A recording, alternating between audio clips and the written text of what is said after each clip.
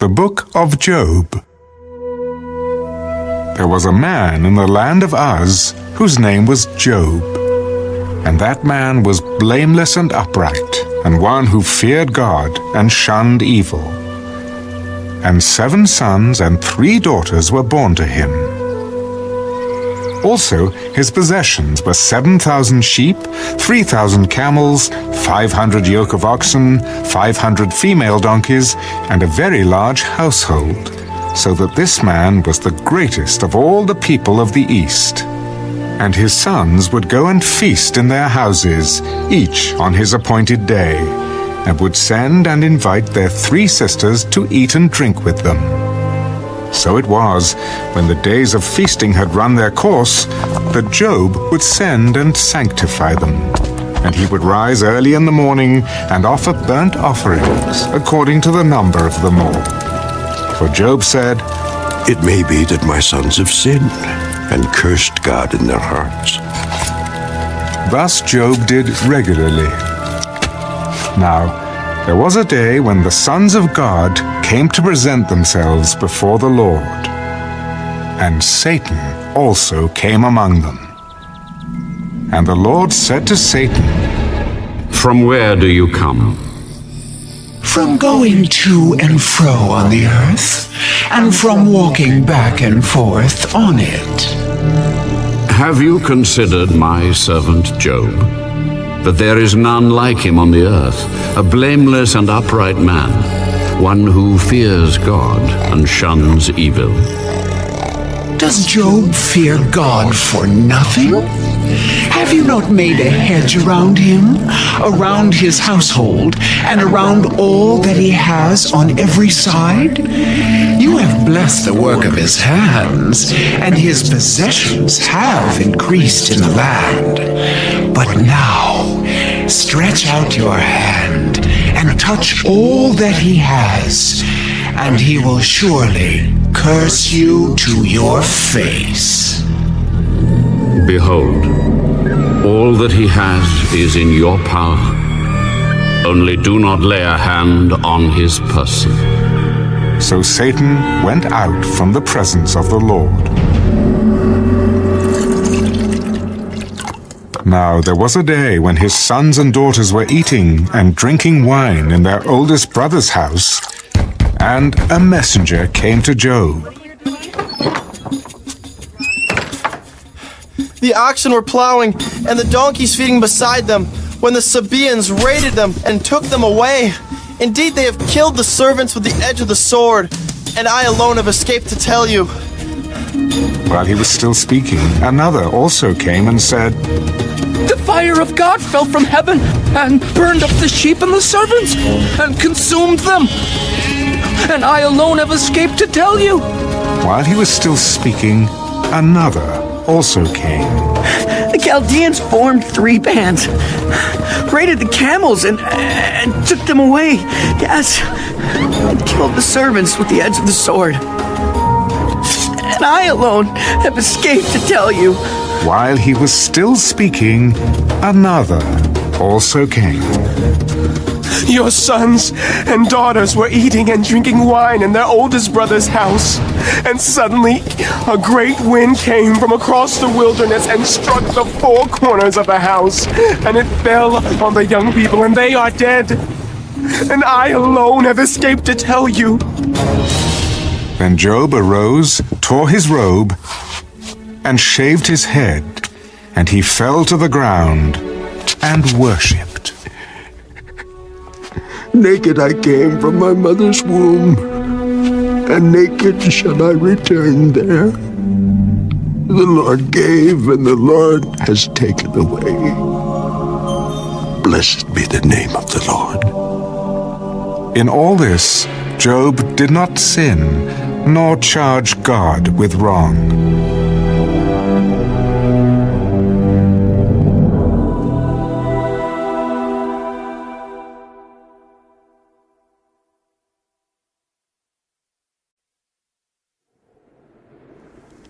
Again, there was a day when the sons of God came to present themselves before the Lord, and Satan came also among them to present himself before the Lord. And the Lord said to Satan, From where do you come? From going to and fro on the earth, and from walking back and forth on it. Have you considered my servant Job? That there is none like him on the earth, a blameless and upright man, one who fears God and shuns evil, and still he holds fast to his integrity. Although you incited me against him to destroy him without cause. Skin for skin. Yes, all that a man has he will give for his life. But stretch out your hand now, and touch his bone and his flesh, and he will surely curse you to your face. Behold, he is in your hand, but spare his life. So Satan went out from the presence of the Lord and struck Job with painful boils from the sole of his foot to the crown of his head. And he took for himself a potsherd with which to scrape himself while he sat in the midst of the ashes. Then his wife said to him, Do you still hold fast to your integrity? Curse God and die. You speak as one of the foolish women speaks. Shall we indeed accept good from God? And shall we not accept adversity? In all this, Job did not sin with his lips. Now, when Job's 3 friends heard of all this adversity that had come upon him, each one came from his own place. Eliphaz the Temanite, Bildad the Shuhite, and Zophar the Naamathite, for they had made an appointment together to come and mourn with him, and to comfort him. And when they raised their eyes from afar, and did not recognize him, they lifted their voices and wept, and each one tore his robe, and sprinkled dust on his head toward heaven. So they sat down with him on the ground 7 days and 7 nights, and no one spoke a word to him, for they saw that his grief was very great.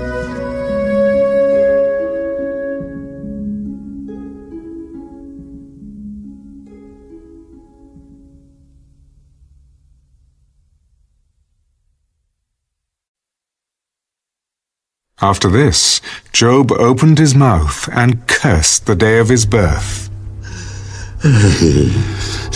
May the day perish on which I was born, and the night in which it was said, a male child is conceived. May that day be darkness.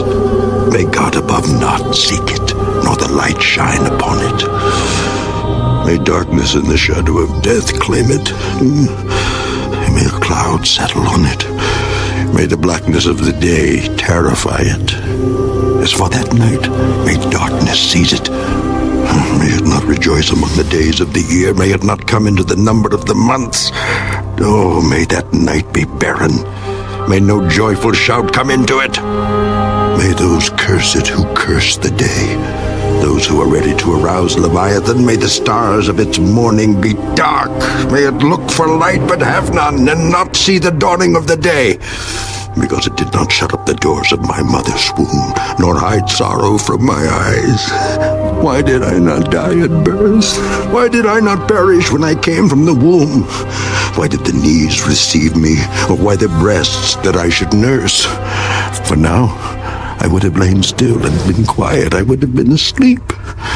Then I would have been at rest with kings and counselors of the earth who built ruins for themselves, or with princes who had gold, who filled their houses with silver.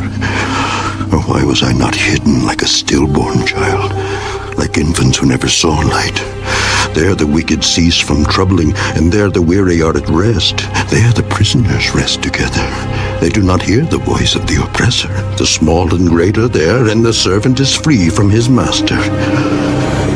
Why is light given to him who is in misery, and life to the bitter of soul who long for death, but it does not come, and search for it more than hidden treasures? who rejoice exceedingly and are glad when they can find the grave? Why is light given to a man whose way is hidden and whom God has hedged in? For my sighing comes before I eat, and my groanings pour out like water. For the thing I greatly feared has come upon me, and what I dreaded has happened to me. I am not at ease, nor am I quiet. I have no rest, for trouble comes.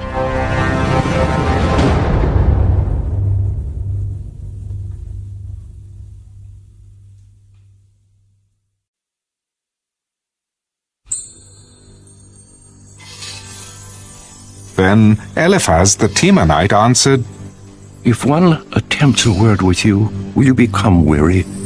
But who can withhold himself from speaking? Surely you have instructed many, and you have strengthened weak hands. Your words have upheld him who was stumbling, and you have strengthened the feeble knees. But now it comes upon you, and you are weary. It touches you, and you are troubled. Is not your reverence your confidence? And the integrity of your ways your hope? Remember now, who ever perished being innocent? Or where were the upright ever cut off? Even as I have seen, those who plow iniquity and sow trouble reap the same. By the blast of God they perish, and by the breath of his anger they are consumed. The roaring of the lion, the voice of the fierce lion, and the teeth of the young lions are broken. The old lion perishes for lack of prey, and the cubs of the lioness are scattered. Now, a word was secretly brought to me, and my ear received a whisper of it. In disquieting thoughts from the visions of the night, when deep sleep falls on men, fear came upon me, and trembling, which made all my bones shake. Then a spirit passed before my face. The hair on my body stood up. It stood still, but I could not discern its appearance. A form was before my eyes. There was silence. Then I heard a voice saying, Can a mortal be more righteous than God? Can a man be more pure than his Maker? If he puts no trust in his servants, if he charges his angels with error, how much more those who dwell in houses of clay, whose foundation is in the dust, who are crushed before a moth? They are broken in pieces from morning till evening. They perish forever with no one regarding. Does not their own excellence go away? They die even without wisdom.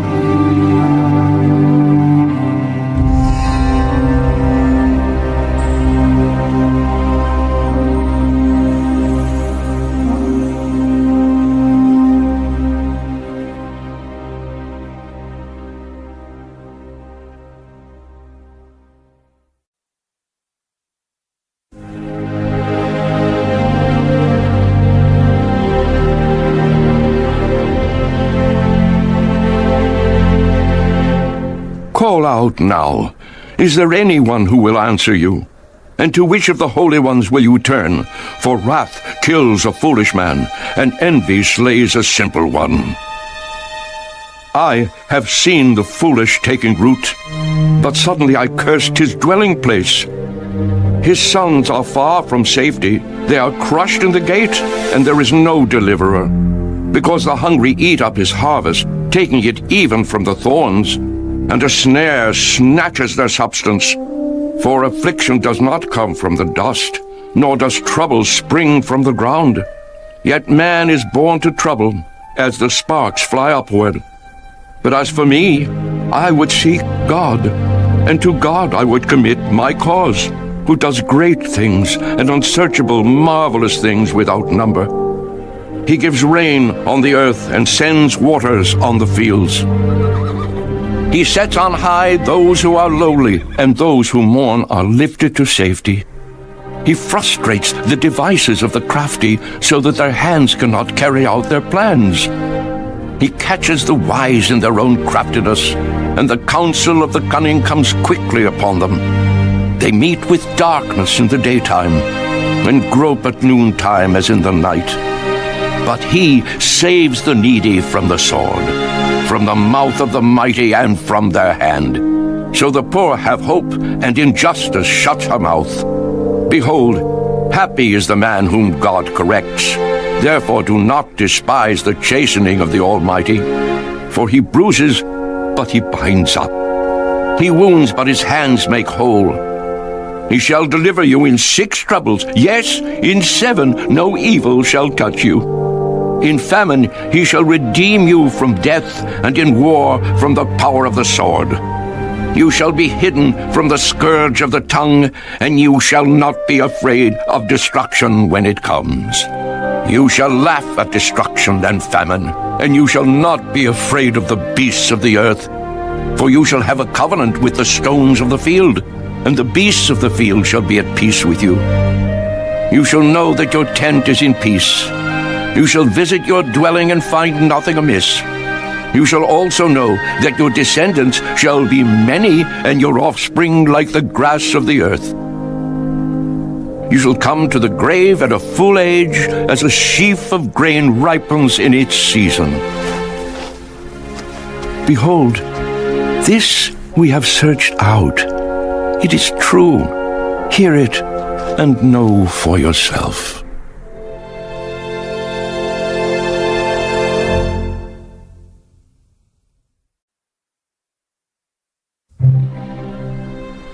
Then Job answered, Oh,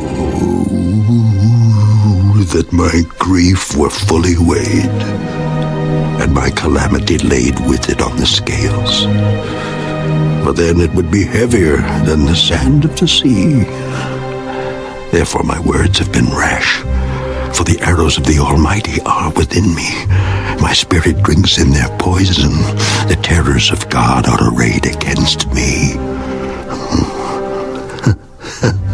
Does the wild donkey bray when it has grass, or does the ox low over its fodder?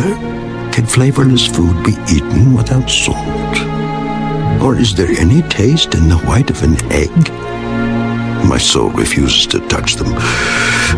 They are as loathsome food to me. Oh, that I might have my request, that God would grant me the thing that I long for, that it would please God to crush me, that he would loose his hand and cut me off. Then I would still have comfort, though in anguish I would exult. He will not spare, for I have not concealed the words of the Holy One. What strength do I have that I should hope? And what is my end that I should prolong my life? Is my strength the strength of stones? Or is my flesh bronze? Is my help not within me? And is success driven from me? To him who is afflicted, kindness should be shown by his friend, even though he forsakes the fear of the Almighty. My brothers have dealt deceitfully like a brook, like the streams of the brooks that pass away, which are dark because of the ice, and into which the snow vanishes. When it is warm, they cease to flow. When it is hot, they vanish from their place. The paths of their way turn aside. They go nowhere and perish. The caverns of Tema, look, the travelers of Sheba, hope for them. They are disappointed because they were confident. They come there and are confused. For now you are nothing. You see terror and are afraid. Did I ever say, bring something to me? Or offer a bribe for me from your wealth? Or deliver me from the enemy's hand? Or redeem me from the hand of oppressors? Teach me, and I will hold my tongue. Cause me to understand wherein I have erred. How forceful are right words. But what does your arguing prove? Do you intend to rebuke my words? And the speeches of a desperate one, which are as wind? Yes, you overwhelm the fatherless and you undermine your friend. Now, therefore, be pleased to look at me, where I would never lie to your face. Yield now. Let there be no injustice. Yes, concede. My righteousness still stands. Is there injustice on my tongue? Cannot my taste discern the unsavory?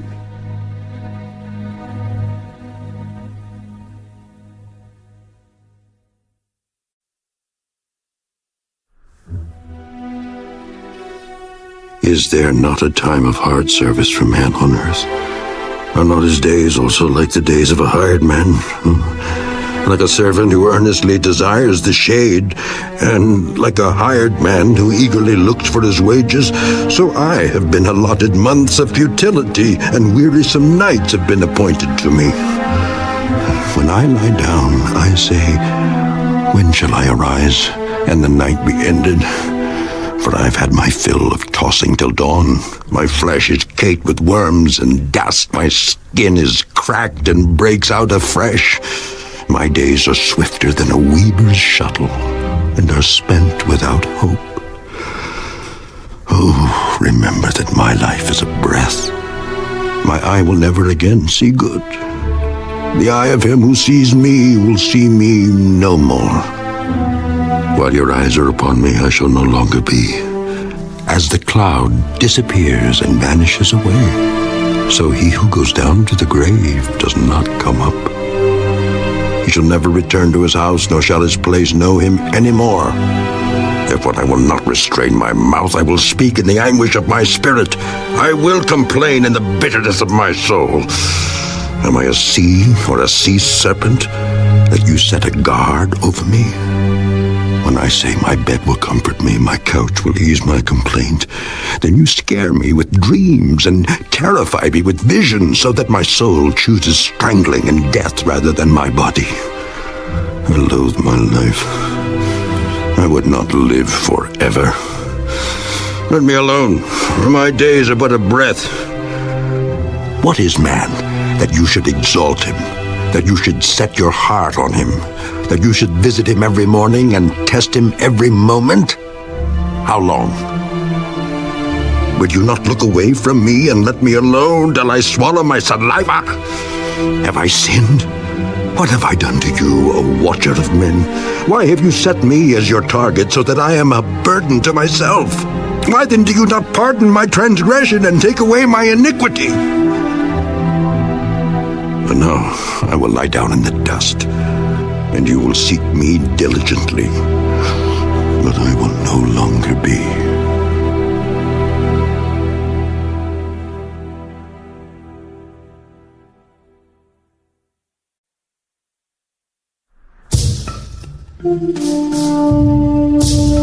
Then Bildad the Shuhite answered, How long will you speak these things, and the words of your mouth be like a strong wind? Does God subvert judgment, or does the Almighty pervert justice? If your sons have sinned against him, he has cast them away for their transgression. If you would earnestly seek God and make your supplication to the Almighty, if you were pure and upright, surely now he would awake for you and prosper your rightful dwelling place. Though your beginning was small, yet your latter end would increase abundantly. For inquire, please, of the former age, and consider the things discovered by their fathers. For we were born yesterday, and know nothing, because our days on earth are a shadow.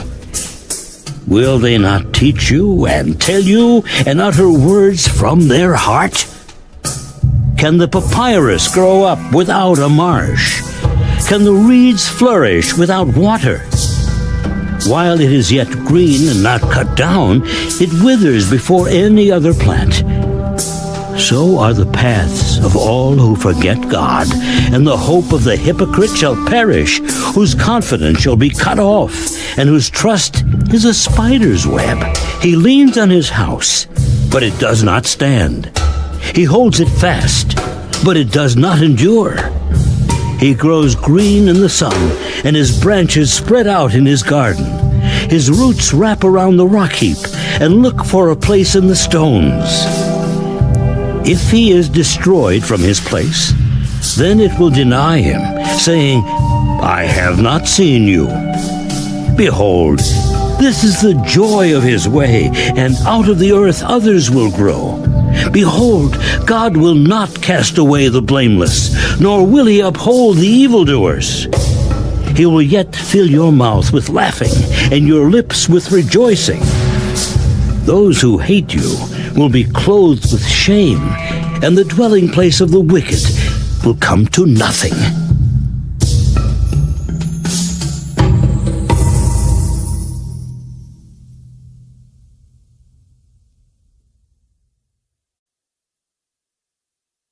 Then Job answered,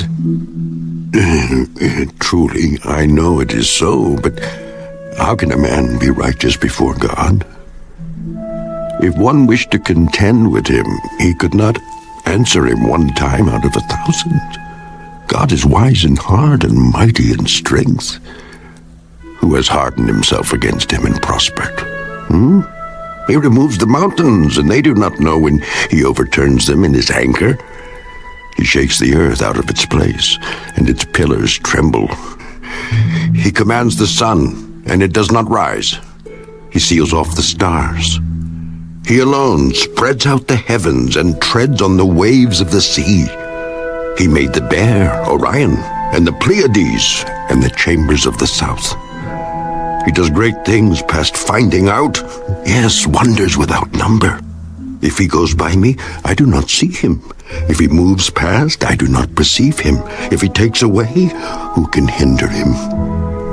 Who can say to him, what are you doing?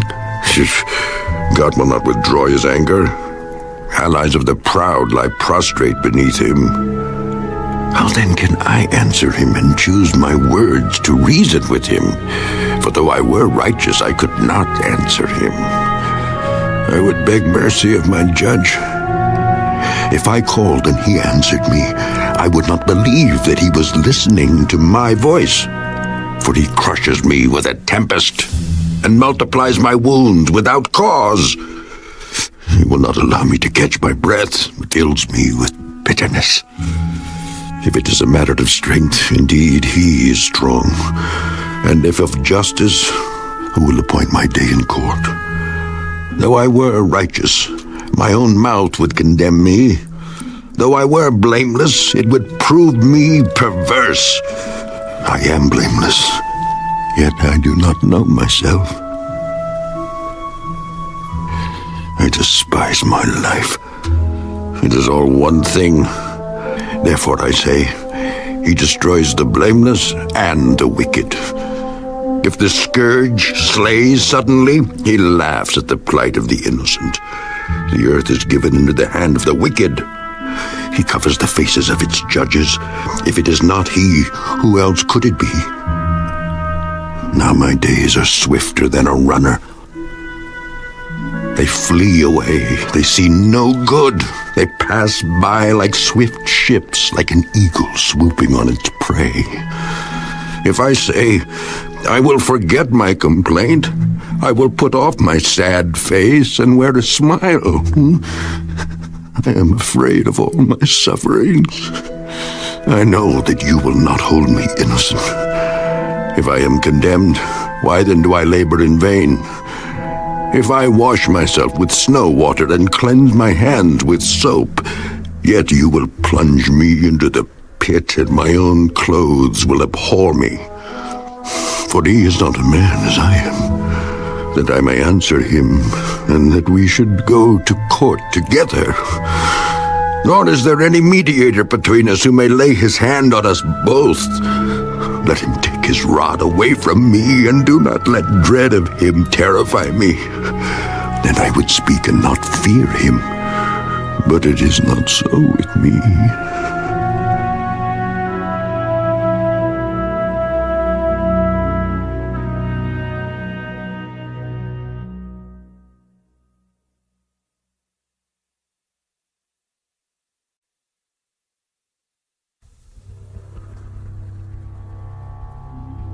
My soul loathes my life. I will give free course to my complaint. I will speak in the bitterness of my soul. I will say to God, do not condemn me. Show me why you contend with me. Does it seem good to you that you should oppress, that you should despise the work of your hands and smile on the counsel of the wicked? Do you have eyes of flesh, or do you see as man sees? Are your days like the days of a mortal man? Are your years like the days of a mighty man? That you should seek for my iniquity and search out my sin, although you know that I am not wicked, and there is no one who can deliver from your hand? Your hands have made me and fashioned me an intricate unity, yet you would destroy me. Remember, I pray, that you have made me like clay, and will you turn me into dust again? Did you not pour me out like milk, and curdle me like cheese, clothe me with skin and flesh, and knit me together with bones and sinews? You have granted me life and favor, and your care has preserved my spirit. And these things you have hidden in your heart. I know that this was with you. If I sin, then you mark me, and will not acquit me of my iniquity. If I am wicked, woe to me. Even if I am righteous, I cannot lift up my head. I am full of disgrace.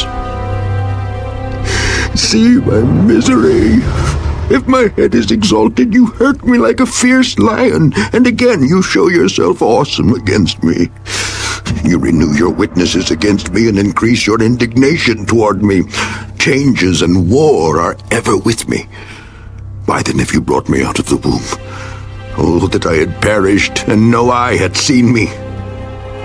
I would have been as though I had not been. I would have been carried from the womb to the grave. Are not my days few? Cease.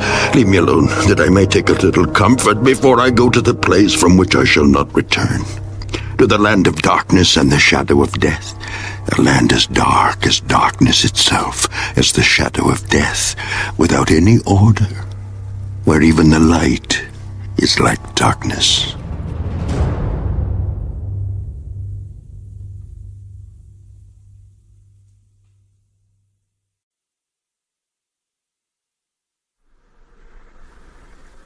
Then Zophar the Naamathite answered, Should not the multitude of words be answered? And should a man full of talk be vindicated? Should your empty talk make men hold their peace? And when you mock, should no one rebuke you?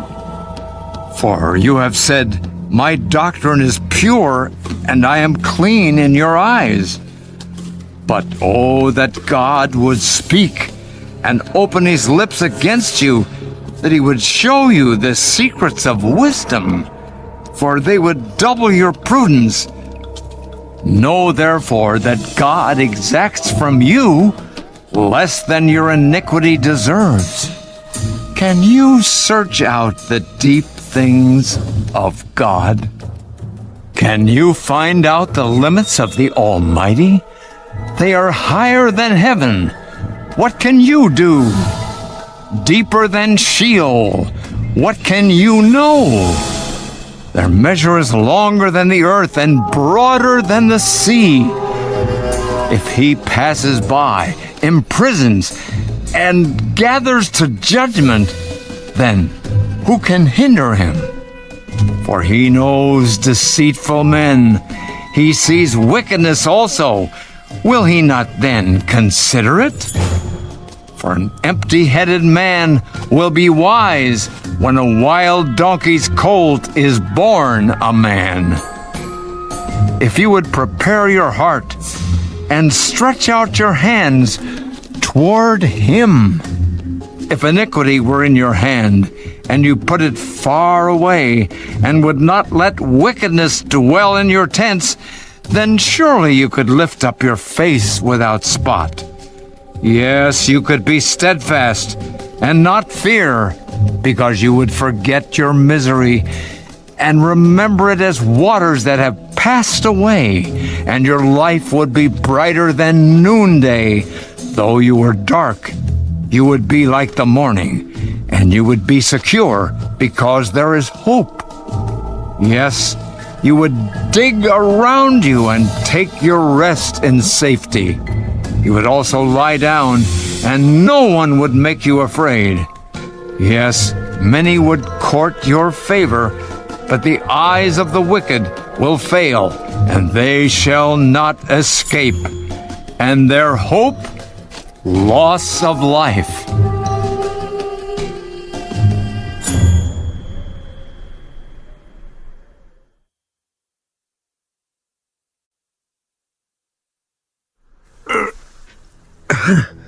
Then Job answered, No doubt you are the people, and wisdom will die with you. But I have understanding as well as you. I am not inferior to you. Indeed, who does not know such things as these?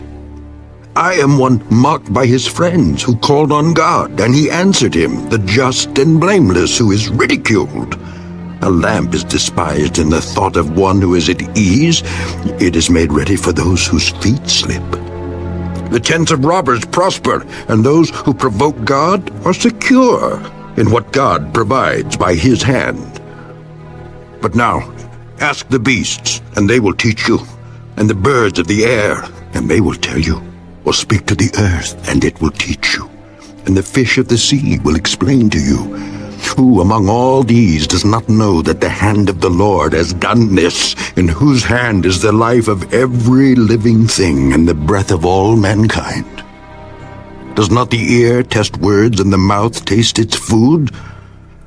Wisdom is with aged men, and with length of days, understanding.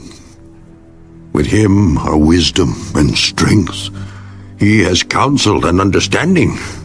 If he breaks a thing down, it cannot be rebuilt. If he imprisons a man, there can be no release. If he withholds the waters, they dry up. If he sends them out, they overwhelm the earth. With him are strength and prudence. The deceived and the deceiver are his. He leads counselors away plundered and makes fools of the judges. He loosens the bonds of kings and binds their waist with a belt.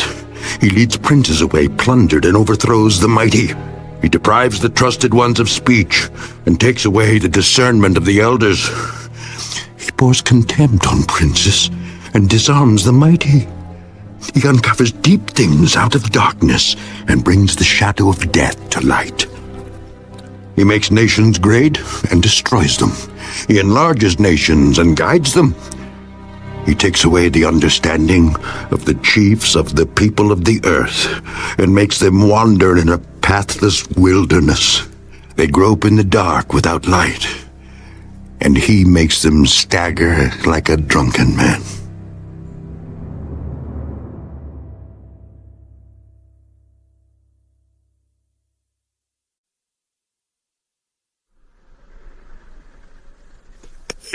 Behold, my eye has seen all this. My ear has heard and understood it. What you know, I also know. I am not inferior to you. But I would speak to the Almighty, and I desire to reason with God. But you, forgers of lies, are all worthless physicians. Oh, that you would be silent, and it would be your wisdom. Now, hear my reasoning, and heed the pleadings of my lips. Will you speak wickedly for God and talk deceitfully for him? Will you show partiality for him? Will you contend for God? Will it be well when he searches you out? Or can you mock him as one mocks a man? He will surely rebuke you if you secretly show partiality. Will not his excellence make you afraid, and the dread of him fall upon you? Your platitudes are proverbs of ashes. Your defenses are defenses of clay. Hold your peace with me and let me speak. Then let come on me what may. Why do I take my flesh in my teeth and put my life in my hands? Though he slay me, yet will I trust him. Even so, I will defend my own ways before him. He also shall be my salvation, for a hypocrite could not come before him. Listen carefully to my speech and to my declaration with your ears. See now, I have prepared my case. I know that I shall be vindicated. Who is he who will contend with me? If now I hold my tongue, I perish. Only two things do not do to me, then I will not hide myself from you. Withdraw your hand far from me, and let not the dread of you make me afraid. Then call, and I will answer. Or let me speak, then you respond to me. How many are my iniquities and sins? Make me know my transgression and my sin. Why do you hide your face and regard me as your enemy? Would you frighten a leaf driven to and fro? And will you pursue dry stubble? For you write bitter things against me, and make me inherit the iniquities of my youth. You put my feet in the stocks and watch closely all my paths. You set a limit for the soles of my feet. Man decays like a rotten thing, like a garment that is moth-eaten.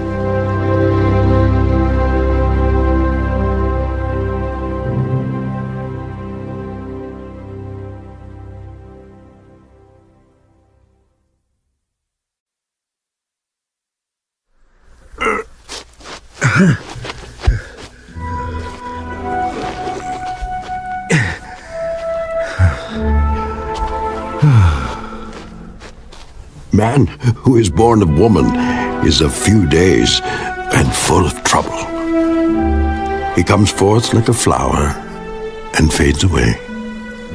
He flees like a shadow and does not continue. And do you open your eyes on such a one and bring me to judgment with yourself? Who can bring a clean thing out of an unclean? No one. Since his days are determined, the number of his months is with you. You have appointed his limit so that he cannot pass. Look away from him that he may rest, till like a hired man he finishes his day. For there is hope for a tree, if it is cut down, that it will sprout again, and that its tender shoots will not cease. Though its root may grow old in the earth, and its stump may die in the ground, yet at the scent of water it will bud and bring forth branches like a plant. But man dies and is laid away. Indeed, he breathes his last, and where is he?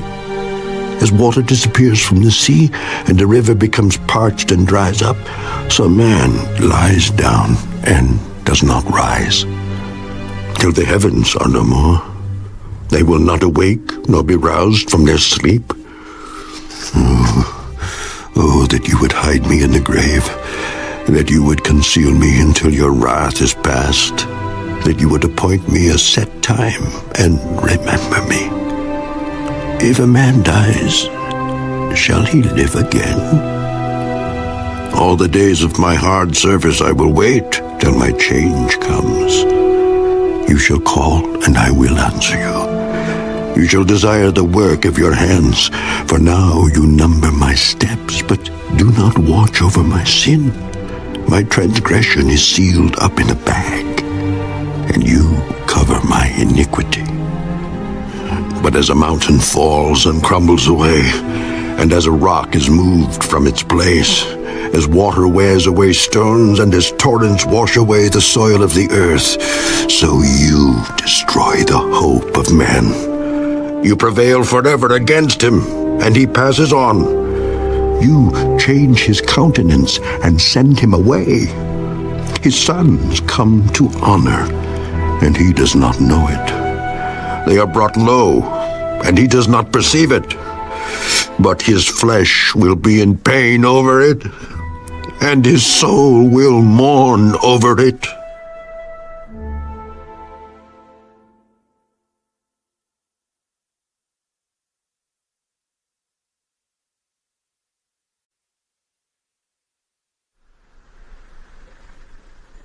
Then Eliphaz the Temanite answered, Should a wise man answer with empty knowledge and fill himself with the east wind? Should he reason with unprofitable talk or by speeches with which he can do no good? Yes, you cast off fear and restrain prayer before God. For your iniquity teaches your mouth, and you choose the tongue of the crafty. Your own mouth condemns you, and not I. Yes, your own lips testify against you. Are you the first man who was born? Or were you made before the hills? Have you heard the counsel of God? Do you limit wisdom to yourself? What do you know that we do not know? What do you understand that is not in us? Both the gray-haired and the aged are among us, much older than your father. Are the consolations of God too small for you, and the words spoken gently with you? Why does your heart carry you away, and what do your eyes wink at, that you turn your spirit against God, and let such words go out of your mouth? What is man that he could be pure? And he who is born of a woman, that he could be righteous. If God puts no trust in his saints, and the heavens are not pure in his sight, how much less man, who is abominable and filthy, who drinks iniquity like water? I will tell you, hear me. What I have seen, I will declare. What wise men have told, not hiding anything received from their fathers, to whom alone the land was given, and no alien passed among them. The wicked man writhes with pain all his days, and the number of years is hidden from the oppressor. Dreadful sounds are in his ears. In prosperity the destroyer comes upon him. He does not believe that he will return from darkness, for a sword is waiting for him. He wanders about for bread, saying, Where is it? He knows that a day of darkness is ready at his hand. Trouble and anguish make him afraid. They overpower him like a king ready for battle. For he stretches out his hand against God, and acts defiantly against the Almighty, running stubbornly against him with his strong embossed shield. Though he has covered his face with his fatness, and made his waist heavy with fat, he dwells in desolate cities, in houses which no one inhabits, which are destined to become ruins. He will not be rich, nor will his wealth continue, nor will his possessions overspread the earth. He will not depart from darkness. The flame will dry out his branches, and by the breath of his mouth he will go away. Let him not trust in futile things, deceiving himself, for futility will be his reward. It will be accomplished before his time, and his branch will not be green. He will shake off his unripe grape like a vine, and cast off his blossom like an olive tree. For the company of hypocrites will be barren, and fire will consume the tents of bribery. They conceive trouble and bring forth futility. Their womb prepares deceit.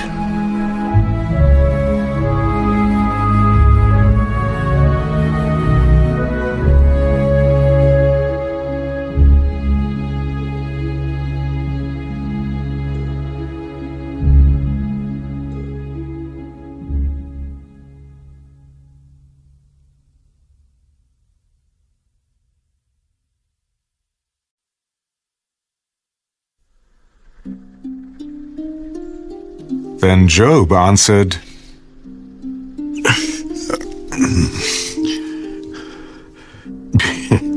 I have heard many such things. Miserable comforters are you all. Shall words of wind have an end? Or what provokes you that you answer? I also could speak as you do, if your soul were in my soul's place. I could heap up words against you and shake my head at you, but I would strengthen you with my mouth, and the comfort of my lips would relieve your grief. Though I speak, my grief is not relieved. And if I remain silent, how am I eased? But now he has worn me out. You have made desolate all my company. You have shriveled me up, and it is a witness against me. My leanness rises up against me and bears witness to my face. He tears me in his wrath and hates me. He gnashes at me with his teeth.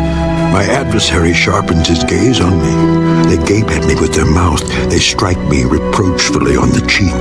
They gather together against me.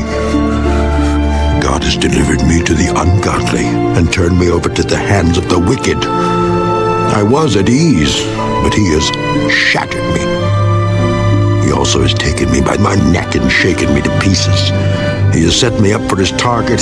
His archers surround me. He pierces my heart and does not pity. He pours out my gall on the ground. He breaks me with wound upon wound. He runs at me like a warrior. I have sewn sackcloth over my skin and laid my head in the dust. My face is flushed from weeping, and on my eyelids is the shadow of death. Although no violence is in my hands, and my prayer is pure. O earth, do not cover my blood, and let my cry have no resting place. Surely even now my witness is in heaven, and my evidence is on high. My friends scorn me. My eyes pour out tears to God. Oh, that one might plead for a man with God, as a man pleads for his neighbor. For when a few years are finished, I shall go the way of no return.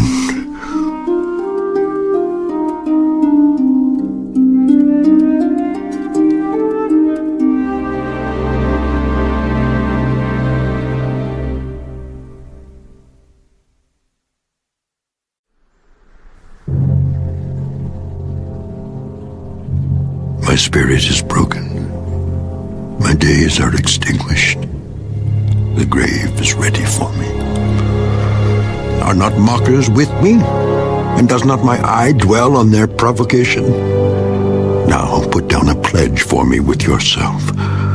Who is he who will shake hands with me? For you have hidden their heart from understanding. Therefore you will not exalt them. He who speaks flattery to his friends, even the eyes of his children will fail. But he has made me a byword of the people, and I have become one in whose face men spit. My eye has also grown dim because of sorrow, and all my members are like shadows. Upright men are astonished at this, and the innocent stirs himself up against the hypocrite. Yet the righteous will hold to his way, and he who has clean hands will be stronger and stronger.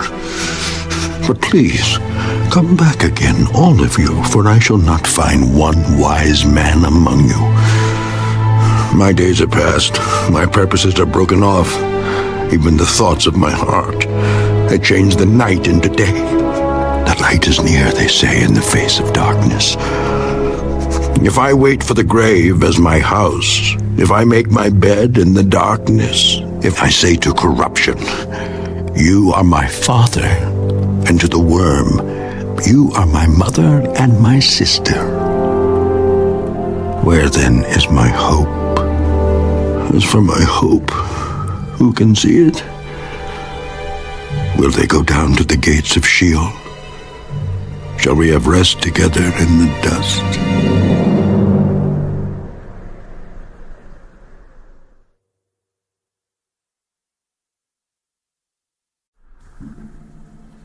Then Bildad the Shuhite answered, How long till you put an end to words?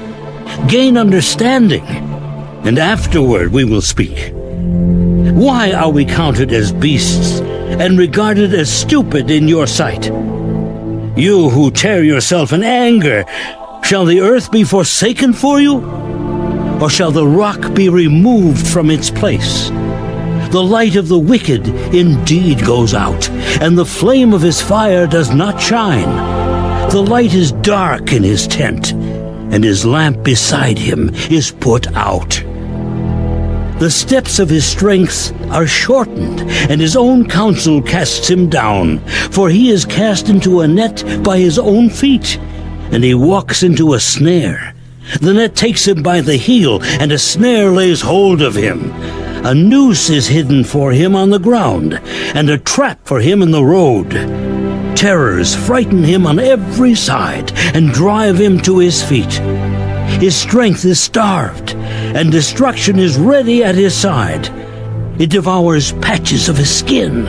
The firstborn of death devours his limbs. He is uprooted from the shelter of his tent, and they parade him before the king of terrors. They dwell in his tent who are none of his.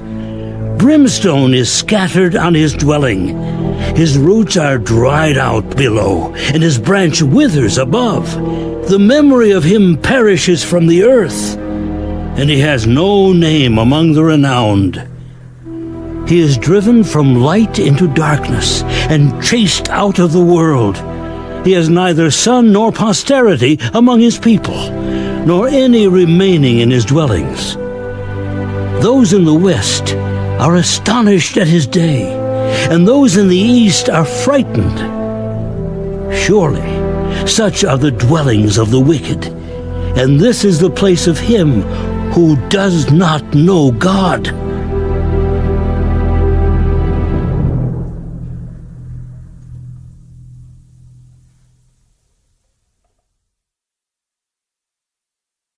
Then Job answered, How long will you torment my soul and break me in pieces with words? These 10 times you have reproached me. You are not ashamed that you have wronged me. And if indeed I have erred, my error remains with me. If indeed you exalt yourselves against me and plead my disgrace against me, know then that God has wronged me and has surrounded me with his net.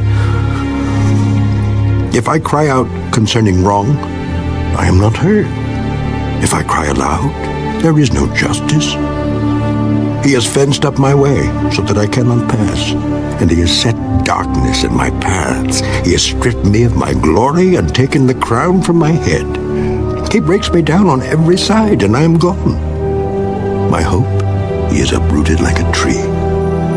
He has also kindled his wrath against me, and he counts me as one of his enemies. His troops come together and build up their road against me.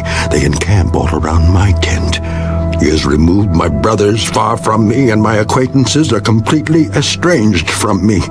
My relatives have failed, and my close friends have forgotten me. Those who dwell in my house and my maidservants count me as a stranger. I am an alien in their sight. I call my servant, but he gives no answer. I beg him with my mouth. My breath is offensive to my wife, and I am repulsive to the children of my own body. Even young children despise me. I arise and they speak against me. All my close friends abhor me, and those whom I love have turned against me. My bone clings to my skin and to my flesh, and I have escaped by the skin of my teeth. Have pity on me. Have pity on me, oh, you, my friends, for the hand of God has struck me. Why do you persecute me as God does, and are not satisfied with my flesh? Oh, that my words were written. Oh, that they were inscribed in a book, that they were engraved on a rock with an iron pen and lead, forever. For I know that my Redeemer lives, and he shall stand at last on the earth. And after my skin is destroyed, this I know, that in my flesh I shall see God, whom I shall see for myself, and my eyes shall behold, and not another. How my heart yearns within me. If you should say, how should we persecute him, since the root of the matter is found in me? Be afraid of the sword for yourselves. For wrath brings the punishment of the sword, that you may know there is a judgment.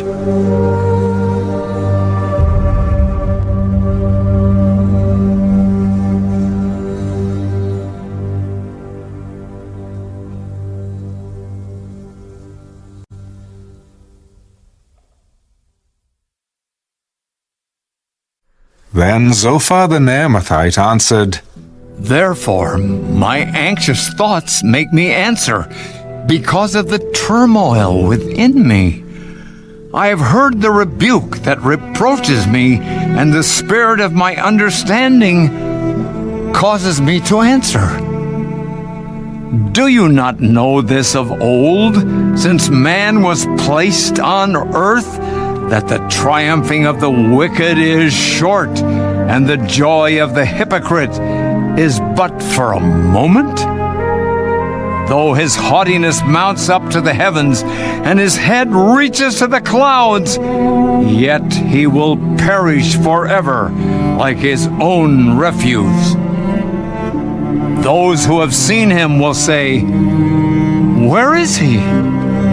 He will fly away like a dream and not be found. Yes, he will be chased away like a vision of the night. The eye that saw him will see him no more, nor will his place behold him anymore. His children will seek the favor of the poor, and his hands will restore his wealth. His bones are full of his youthful vigor, but it will lie down with him in the dust. Though evil is sweet in his mouth, and he hides it under his tongue, though he spares it and does not forsake it, but still keeps it in his mouth, yet his food in his stomach turns sour. It becomes cobra venom within him. He swallows down riches and vomits them up again. God casts them out of his belly. He will suck the poison of cobras. The viper's tongue will slay him. He will not see the streams, the rivers flowing with honey and cream. He will restore that for which he labored and will not swallow it down. From the proceeds of business, he will get no enjoyment, for he has oppressed and forsaken the poor.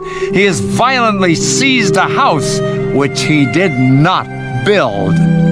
Because he knows no quietness in his heart, he will not save anything he desires. Nothing is left for him to eat. Therefore his well-being will not last. In his self-sufficiency, he will be in distress. Every hand of misery will come against him. When he is about to fill his stomach, God will cast on him the fury of his wrath and will rain it on him while he is eating. He will flee from the iron weapon. A bronze bow will pierce him through. It is drawn and comes out of the body. Yes, the glittering point comes out of his gall. Terrors come upon him. Total darkness is reserved for his treasures. An unfanned fire will consume him. It shall go ill with him who is left in his tent. The heavens will reveal his iniquity, and the earth will rise up against him. The increase of his house will depart, and his goods will flow away in the day of his wrath. This is the portion from God for a wicked man, the heritage appointed to him by God.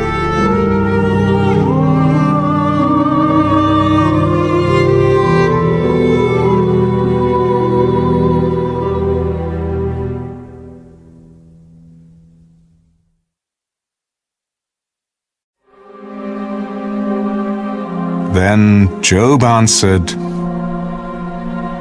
Listen carefully to my speech, and let this be your consolation. Bear with me that I may speak, and after I have spoken, keep mocking.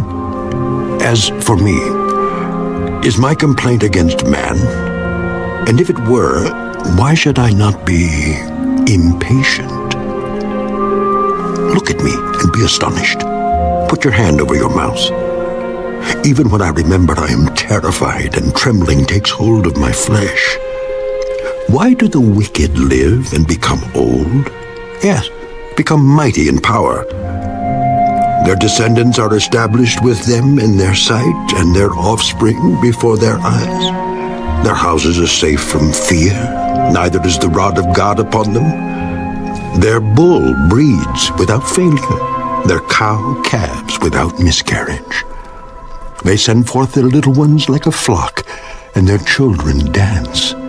They sing to the tambourine and harp, and rejoice to the sound of the flute.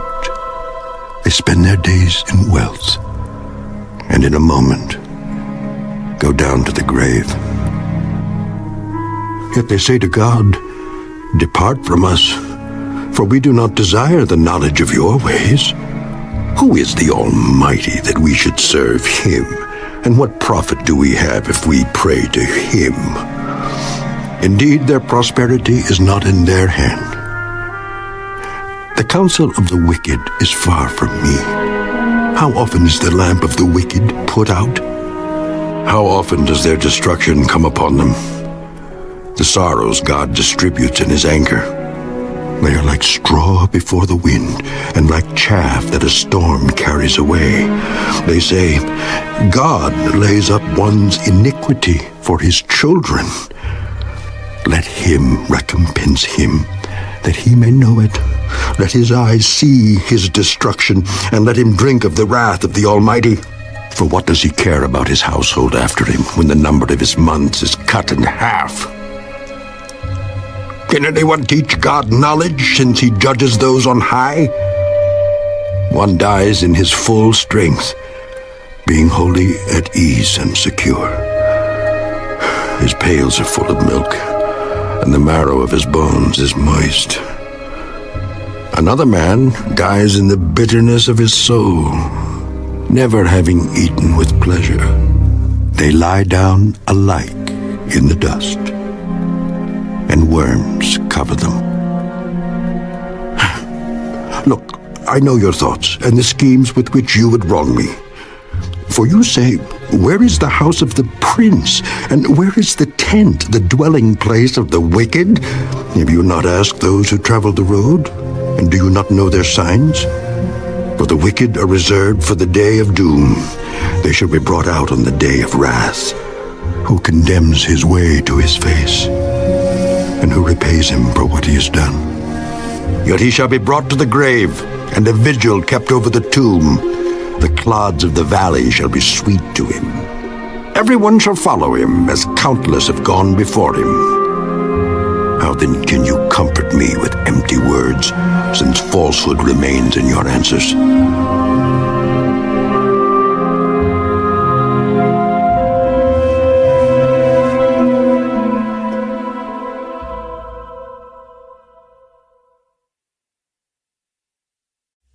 Then Eliphaz the Temanite answered, Can a man be profitable to God, though he who is wise may be profitable to himself? Is it any pleasure to the Almighty that you are righteous? Or is it gain to him that you make your ways blameless? Is it because of your fear of him that he corrects you and enters into judgment with you? Is not your wickedness great, and your iniquity without end? For you have taken pleasures from your brother for no reason, and stripped the naked of their clothing. You have not given the weary water to drink, and you have withheld bread from the hungry. But the mighty man possessed the land, and the honorable man dwelt in it. You have sent widows away empty, and the strength of the fatherless was crushed. Therefore, snares are all around you, and sudden fear troubles you, or darkness so that you cannot see. And an abundance of water covers you. Is not God in the height of heaven? And see the highest stars, how lofty they are. And you say, what does God know? Can he judge through the deep darkness? Thick clouds cover him, so that he cannot see, and he walks above the circle of heaven. Will you keep to the old way which wicked men have trod, who were cut down before their time, whose foundations were swept away by a flood? They said to God, "Depart from us." What can the Almighty do to them? Yet he filled their houses with good things, but the counsel of the wicked is far from me. The righteous see it and are glad, and the innocent laugh at them. Surely our adversaries are cut down, and the fire consumes their remnant. Now acquaint yourself with him, and be at peace. Thereby good will come to you. Receive, please, instruction from his mouth, and lay up his words in your heart. If you return to the Almighty, you will be built up.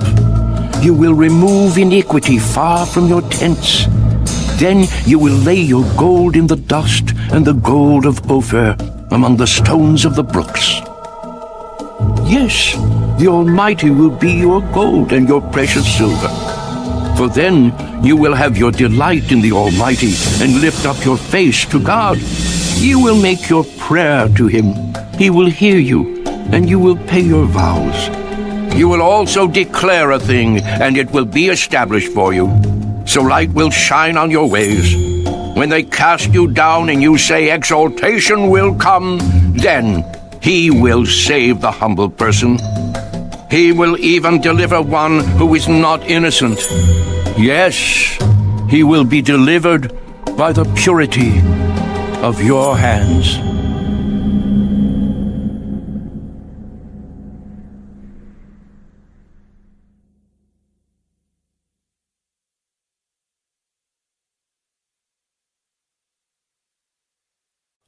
Then Job answered,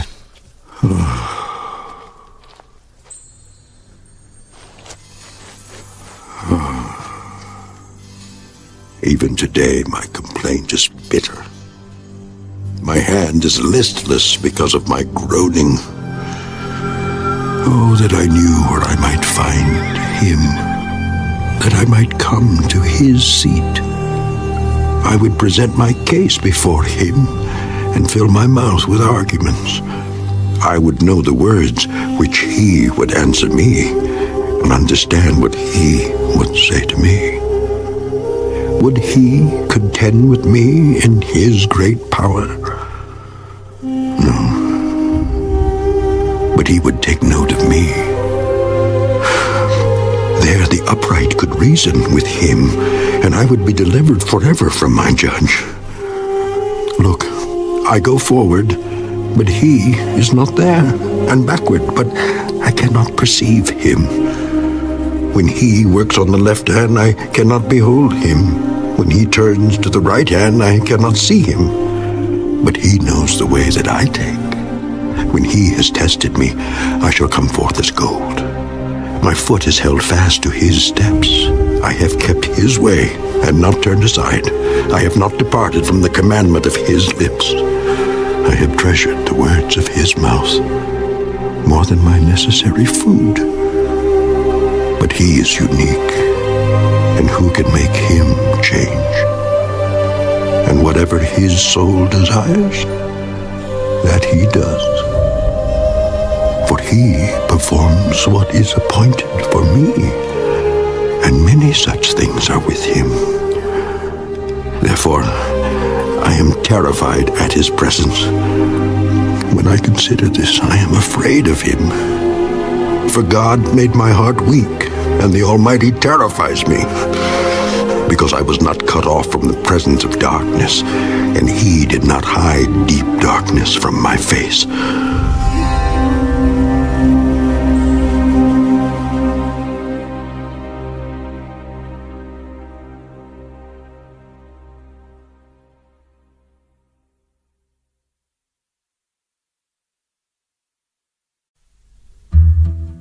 Since times are not hidden from the Almighty, why do those who know him see not his days? Some remove landmarks. They seize flocks violently and feed on them. They drive away the donkey of the fatherless. They take the widow's ox as a pledge. They push the needy off the road. All the poor of the land are forced to hide. Indeed, like wild donkeys in the desert, they go out to their work searching for food. The wilderness yields food for them and for their children. They gather their fodder in the field and glean in the vineyard of the wicked. They spend the night naked without clothing and have no covering in the cold.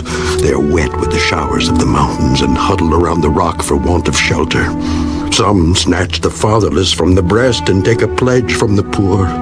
They cause the poor to go naked without clothing, and they take away the sheaves from the hungry. They press out oil within their walls and tread wine presses, yet suffer thirst. The dying groan in the city, and the souls of the wounded cry out, yet God does not charge them with wrong. There are those who rebel against the light. They do not know its ways, nor abide in its paths. The murderer rises with the light. He kills the poor and needy, and in the night he is like a thief. The eye of the adulterer waits for the twilight, saying, no eye will see me, and he disguises his face. In the dark, they break into houses which they mark for themselves in the daytime. They do not know the light, for the morning is the same to them as the shadow of death. If someone recognizes them, they are in the terrors of the shadow of death. They should be swift on the face of the waters. Their portion should be cursed in the earth, so that no one would turn into the way of their vineyards. As drought and heat consume the snow waters, so the grave consumes those who have sinned. The womb should forget him. The worm should feed sweetly on him. He should be remembered no more, and wickedness should be broken like a tree. For he preys on the barren who do not bear, and does no good for the widow. But God draws the mighty away with his power. He rises up, but no man is short of life. He gives them security, and they rely on it. Yet his eyes are on their ways. They are exalted for a little while, then they are gone. They are brought low. They are taken out of the way like all others. They dry out like the heads of grain. Now, if it is not so, who will prove me a liar and make my speech worth nothing?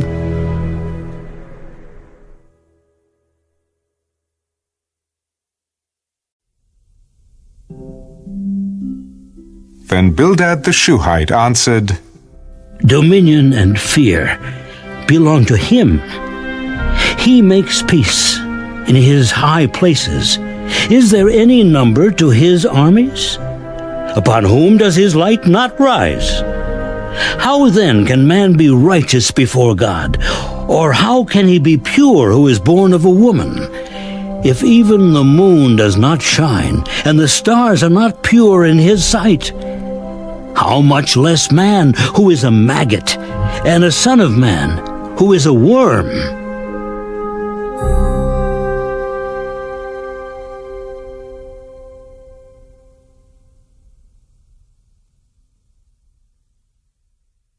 But Job answered, How have you helped him who is without power? How have you saved the arm that has no strength?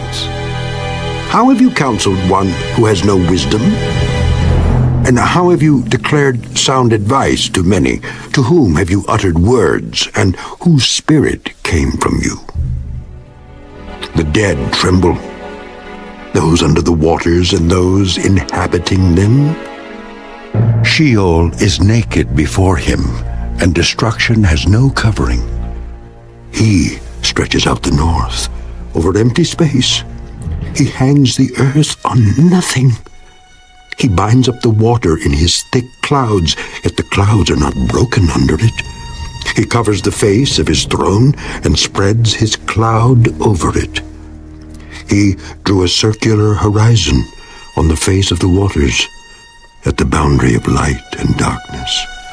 The pillars of heaven tremble and are astonished at his rebuke. He stirs up the sea with his power, and by his understanding he breaks up the storm. By his spirit he adorned the heavens. His hand pierced the fleeing serpent. Indeed, these are the mere edges of his ways, and how small a whisper we hear of him. But the thunder of his power, who can understand?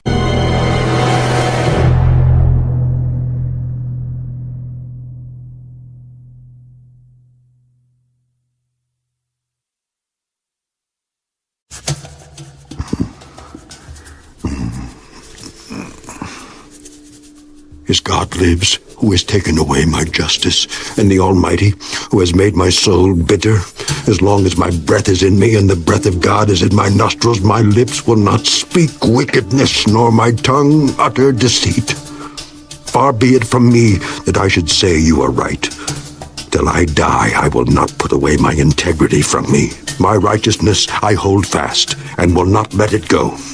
My heart shall not reproach me as long as I live. May my enemy be like the wicked, and he who rises up against me like the unrighteous.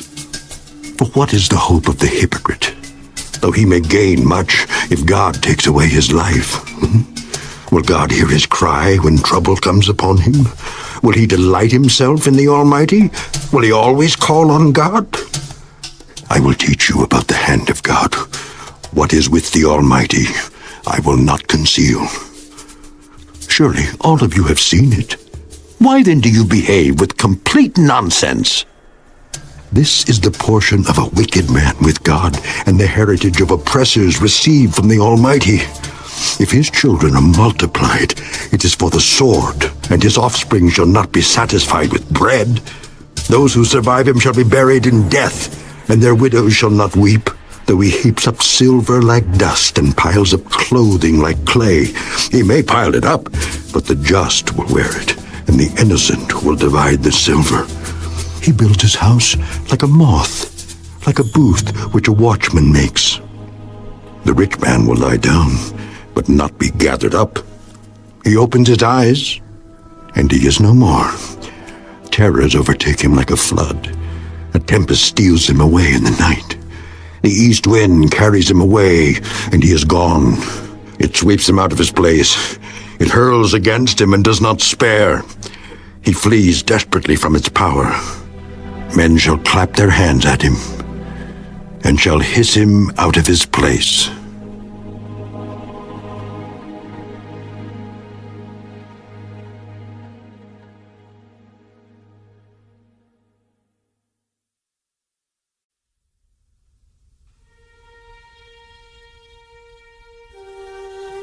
Surely there is a mine for silver, and a place where gold is refined. Iron is taken from the earth, and copper is smelted from ore.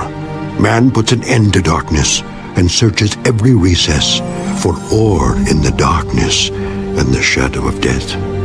He breaks open a shaft away from people. In places forgotten by feet, they hang far away from men. They swing to and fro. As for the earth, from it comes bread, but underneath it is turned up as by fire. Its stones are the source of sapphires, and it contains gold dust. That path no bird knows, nor has the falcon's eye seen it. The proud lions have not trodden it, nor has the fierce lion passed over it. He puts his hand on the flint. He overturns the mountains at the roots.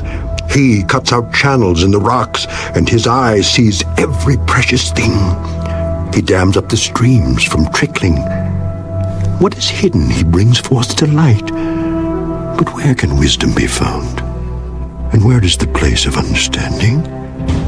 Man does not know its value, nor is it found in the land of the living. The deep says, "It is not in me," and the sea says, "It is not with me." It cannot be purchased for gold, nor can silver be weighed for its price. It cannot be valued in the gold of Ophir, in precious onyx or sapphire. Neither gold nor crystal can equal it, nor can it be exchanged for jewelry of fine gold. No mention shall be made of coral or quartz, for the price of wisdom is above rubies. The topaz of Ethiopia cannot equal it, nor can it be valued in pure gold. From where, then, does wisdom come? And where is the place of understanding?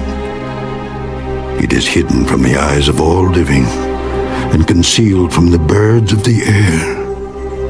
Destruction and death say, "We have heard a report about it with our ears." God understands its way, and he knows its place. For he looks to the ends of the earth and sees under the whole heavens. to establish a weight for the wind, and apportion the waters by measure. When he made a law for the rain and a path for the thunderbolt, then he saw wisdom and declared it. He prepared it indeed, he searched it out. And to man he said, Behold, the fear of the Lord, that is wisdom. And to depart from evil is understanding.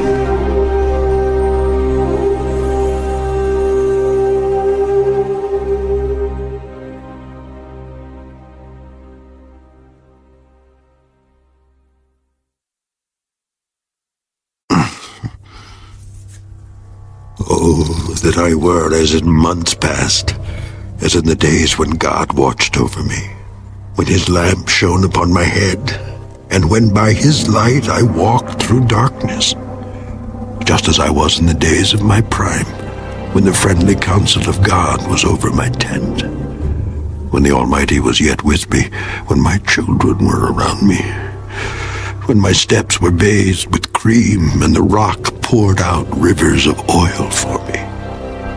When I went out to the gate by the city, when I took my seat in the open square, the young men saw me and hid, and the aged arose and stood.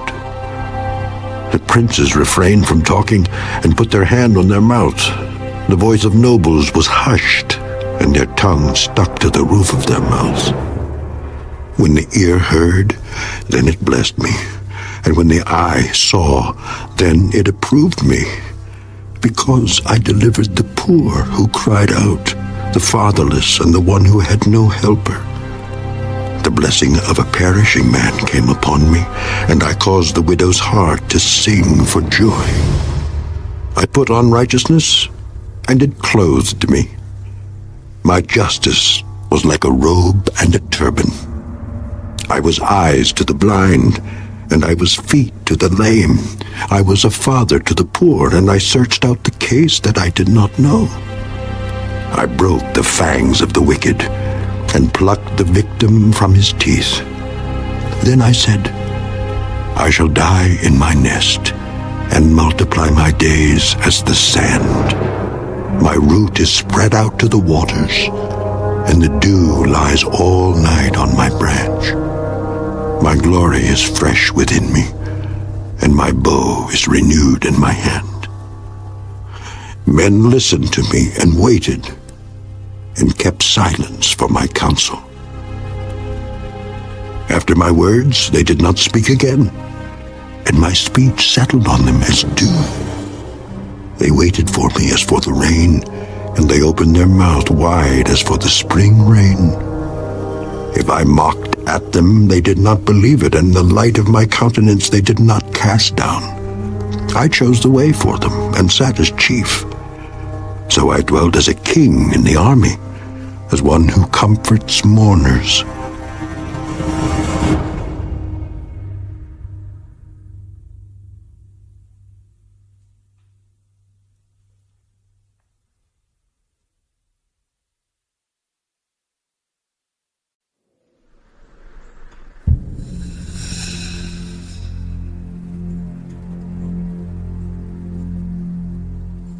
But now they mock at me, men younger than I, whose fathers I disdain to put with the dogs of my flock. Indeed, what profit is the strength of their hands to me? Their vigor has perished. They are gaunt from want and famine, fleeing late to the wilderness, desolate and waste, to pluck mallow by the bushes and broom tree roots for their food. They were driven out from among men. They shouted at them as at a thief.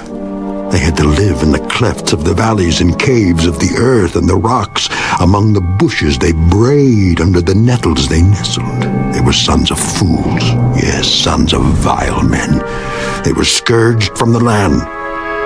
And now I am their taunting song. Yes, I am their byword. They abhor me. They keep far from me. They do not hesitate to spit in my face. Because he has loosed my bowstring and afflicted me, they have cast off restraint before me. At my right hand the rabble arises. They push away my feet, and they raise against me their ways of destruction. They break up my path. They promote my calamity. They have no helper. They come as broad breakers. Under the ruinous storm, they roll along. Terrors are turned upon me.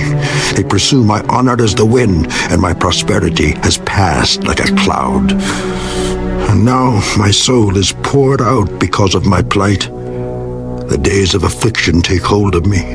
My bones are pierced in me at night, and my gnawing pains take no rest.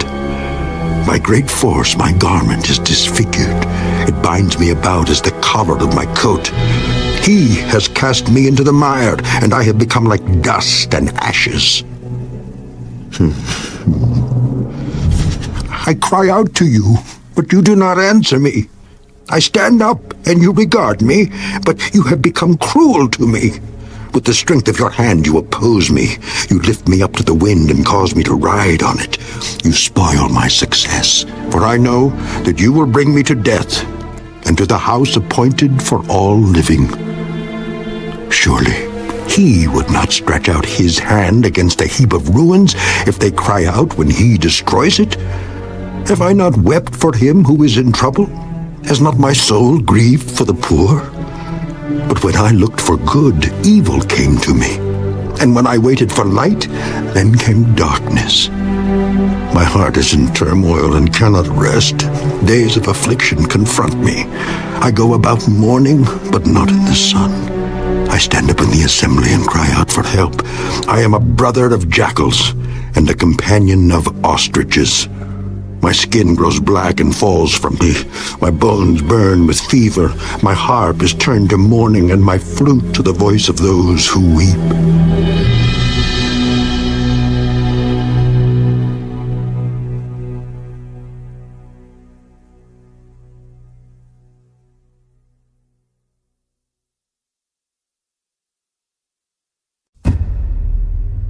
I have made a covenant with my eyes.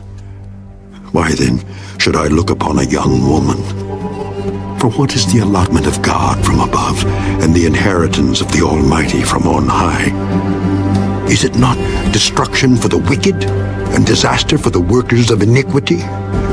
Does he not see my ways and count all my steps?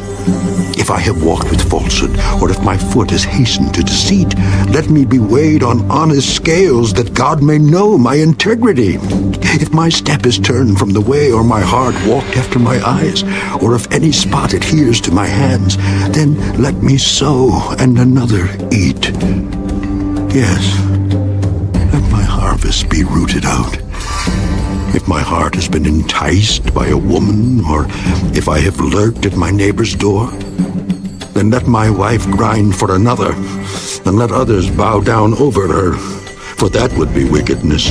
Yes, it would be iniquity deserving of judgment, for that would be a fire that consumes to destruction, and would root out all my increase. If I have despised the cause of my male or female servant when they complained against me, what then shall I do when God rises up? When he punishes, how shall I answer him? Did not he who made me in the womb make them? Did not the same one fashion us in the womb? If I have kept the poor from their desire, or caused the eyes of the widow to fail, or eaten my morsel by myself, so that the fatherless could not eat of it, but from my youth I reared him as a father, and from my mother's womb I guided the widow.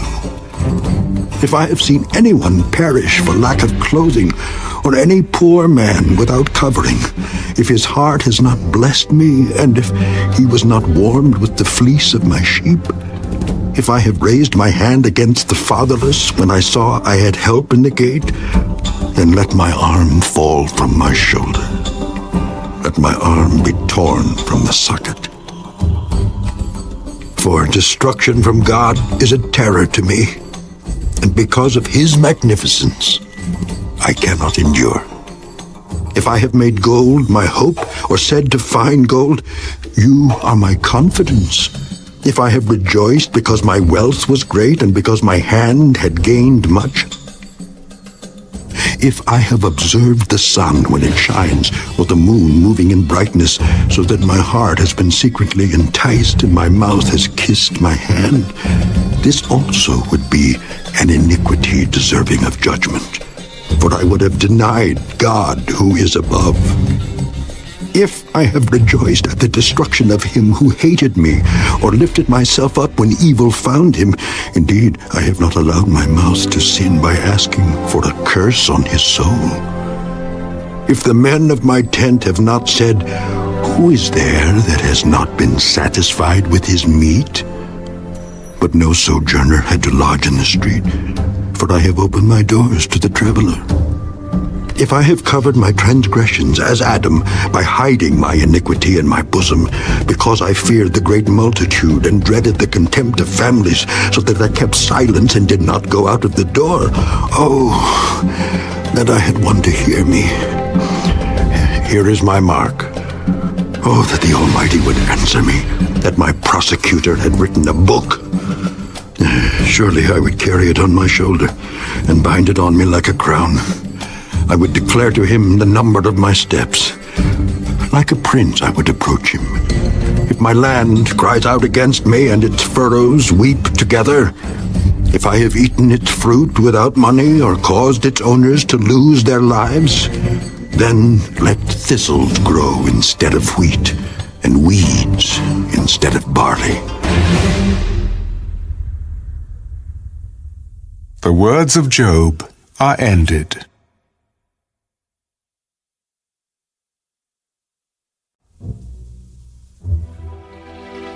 So these three men ceased answering Job, because he was righteous in his own eyes.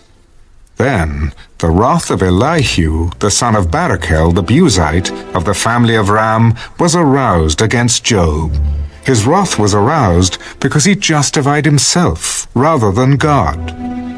Also, against his three friends his wrath was aroused, because they had found no answer, and yet had condemned Job. Now, because they were years older than he, Elihu had waited to speak to Job. When Elihu saw that there was no answer in the mouth of these three men, his wrath was aroused. So Elihu, the son of Barachel the Buzite, answered, I am young in years, and you are very old. Therefore I was afraid and dared not declare my opinion to you. I said, age should speak, and multitude of years should teach wisdom. But there is a spirit in man, and the breath of the Almighty gives him understanding. Great men are not always wise, nor do the aged always understand justice. Therefore I say, listen to me, I also will declare my opinion. Indeed, I waited for your words. I listened to your reasonings while you searched out what to say. I paid close attention to you, and surely not one of you convinced Job or answered his words, lest you say, we have found wisdom. God will vanquish him, not man. Now, he has not directed his words against me, so I will not answer him with your words. They are dismayed and answer no more. Words escape them. And I have waited because they did not speak, because they stood still and answered no more. I also will answer my part. I too will declare my opinion, for I am full of words. The spirit within me compels me. Indeed, my belly is like wine that has no vent. It is ready to burst like new wineskins. I will speak that I may find relief. I must open my lips and answer. And let me not, I pray, show partiality to anyone, nor let me flatter any man. For I do not know how to flatter, else my Maker would soon take me away.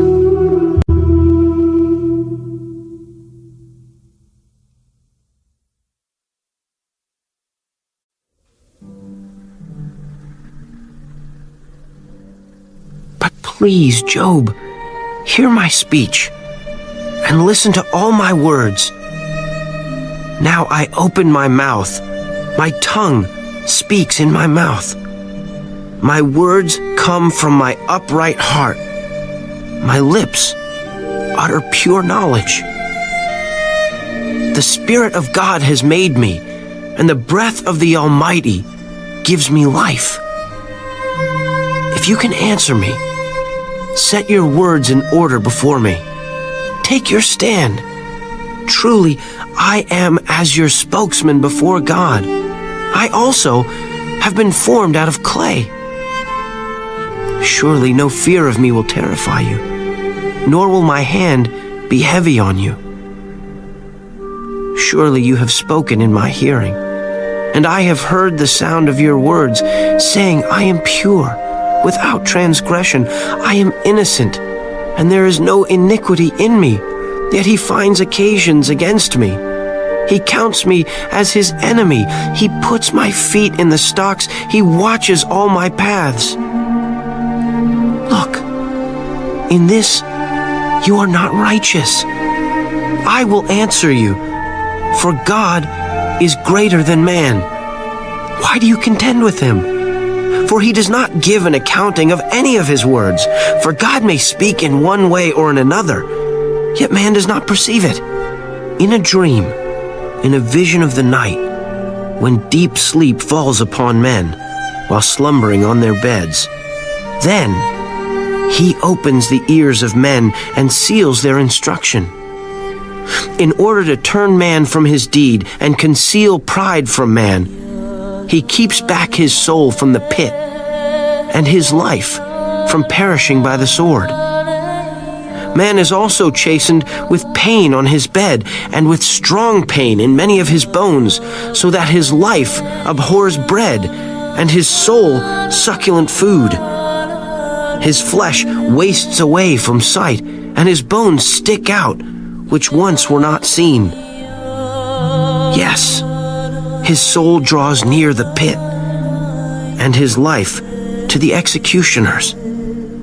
If there is a messenger for him, a mediator, one among 1,000 to show man his uprightness, then he is gracious to him and says, deliver him from going down to the pit. I have found a ransom.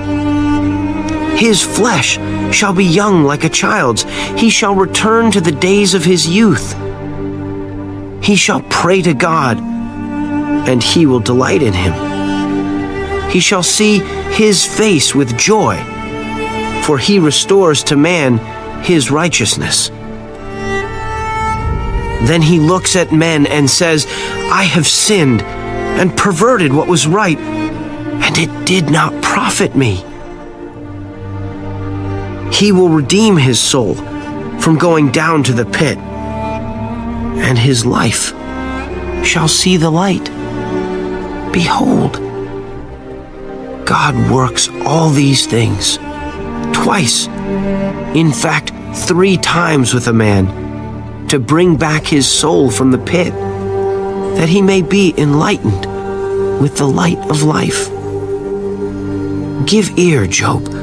Listen to me. Hold your peace, and I will speak. If you have anything to say, answer me. Speak, for I desire to justify you. If not, listen to me. Hold your peace, and I will teach you wisdom.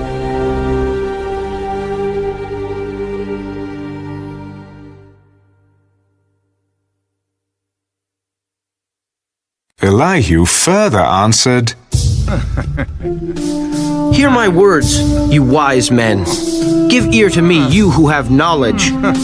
For the ear tests words as the palate tastes food. Let us choose justice for ourselves. Let us know among ourselves what is good. For Job has said, I am righteous, but God has taken away my justice. Should I lie concerning my right? My wound is incurable, though I am without transgression. What man is like Job, who drinks scorn like water, who goes in company with the workers of iniquity and walks with wicked men. For he has said, it profits a man nothing that he should delight in God. Therefore listen to me, you men of understanding. Far be it from God to do wickedness, and from the Almighty to commit iniquity. For he repays man according to his work, and makes man to find a reward according to his way. Surely God will never do wickedly, nor will the Almighty pervert justice. Who gave him charge over the earth? Or who appointed him over the whole world? If he should set his heart on it, if he should gather to himself his spirit and his breath, all flesh would perish together, and man would return to dust. If you have understanding, hear this. Listen to the sound of my words. Should one who hates justice govern? Will you condemn him who is most just? Is it fitting to say to a king, you are worthless, and to nobles, you are wicked? Yet he is not partial to princes, nor does he regard the rich more than the poor. For they are all the work of his hands, and in a moment they die in the middle of the night. The people are shaken and pass away. The mighty are taken away without a hand. For his eyes are on the ways of man, and he sees all his steps. There is no darkness nor shadow of death where the workers of iniquity may hide themselves. For he need not further consider a man that he should go before God in judgment. He breaks in pieces mighty men without inquiry, and sets others in their place. Therefore, he knows their works. He overthrows them in the night, and they are crushed.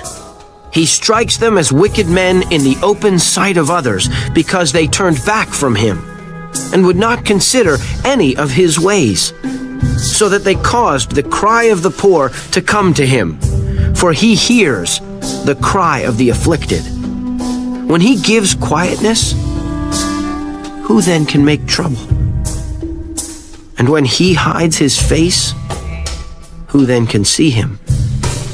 Whether it is against a nation or a man alone. That the hypocrite should not reign, lest the people be ensnared. For has anyone said to God, I have borne chastening, I will offend no more. Teach me what I do not see. If I have done iniquity, I will do no more. Should he repay it according to your terms just because you disavow it? You must choose and not I. Therefore speak what you know. Men of understanding say to me, wise men who listen to me. Job speaks without knowledge, his words are without wisdom. Oh, that Job were tried to the utmost, because his answers are like those of wicked men. For he adds rebellion to his sin. He claps his hands among us and multiplies his words against God.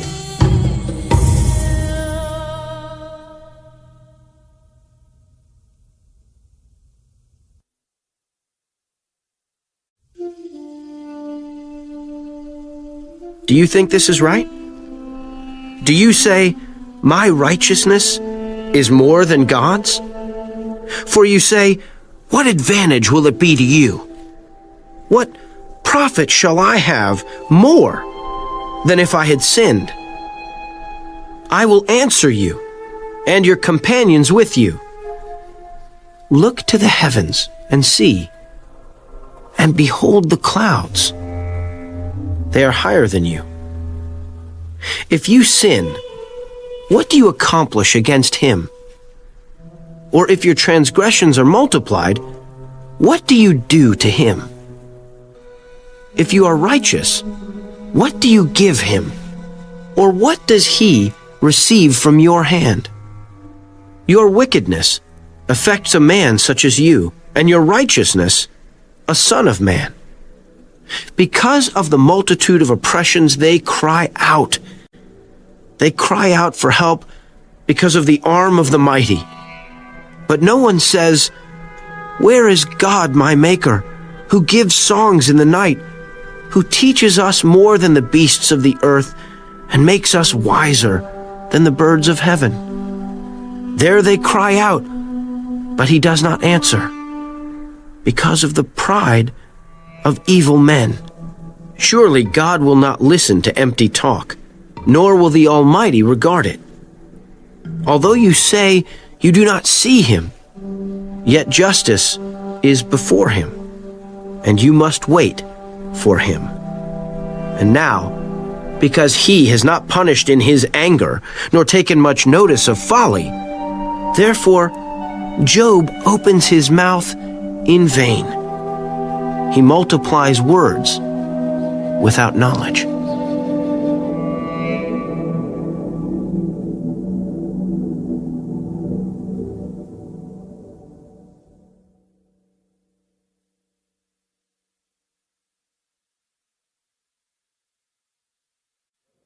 Elihu also proceeded and said, Bear with me a little, and I will show you that there are yet words to speak on God's behalf. I will fetch my knowledge from afar. I will ascribe righteousness to my Maker. For truly my words are not false. One who is perfect in knowledge is with you. Behold, God is mighty, but despises no one. He is mighty in strength of understanding. He does not preserve the life of the wicked, but gives justice to the oppressed. He does not withdraw his eyes from the righteous, but they are on the throne with kings, for he has seated them forever, and they are exalted. And if they are bound in fetters, held in the cords of affliction, then he tells them their work and their transgressions, that they have acted defiantly. He also opens their ear to instruction and commands that they turn from iniquity. If they obey and serve him, they shall spend their days in prosperity and their years in pleasures. But if they do not obey, they shall perish by the sword, and they shall die without knowledge. But the hypocrites in heart store up wrath. They do not cry for help when he binds them. They die in youth, and their life ends among the perverted persons. He delivers the poor in their affliction and opens their ears in oppression. Indeed, he would have brought you out of dire distress into a broad place where there is no restraint, and what is set on your table would be full of richness. But you are filled with the judgment due the wicked. Judgment and justice take hold of you. Because there is wrath, beware lest he take you away with one blow, for a large ransom would not help you avoid it. Will your riches or all the mighty forces keep you from distress? Do not desire the night when people are cut off in their place. Take heed. Do not turn to iniquity, for you have chosen this rather than affliction. Behold, God is exalted by his power. Who teaches like him? Who has assigned him his way, or who has said, you have done wrong? Remember to magnify his work, of which men have sung. Everyone has seen it. Man looks on it from afar. Behold, God is great, and we do not know him. Nor can the number of his years be discovered. For he draws up drops of water, which distill as rain from the mist, which the clouds drop down and pour abundantly on man. Indeed, can anyone understand the spreading of clouds, the thunder from his canopy?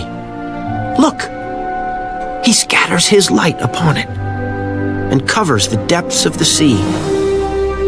For by these he judges the peoples. He gives food in abundance. He covers his hands with lightning and commands it to strike. His thunder declares it, the cattle also, concerning the rising storm.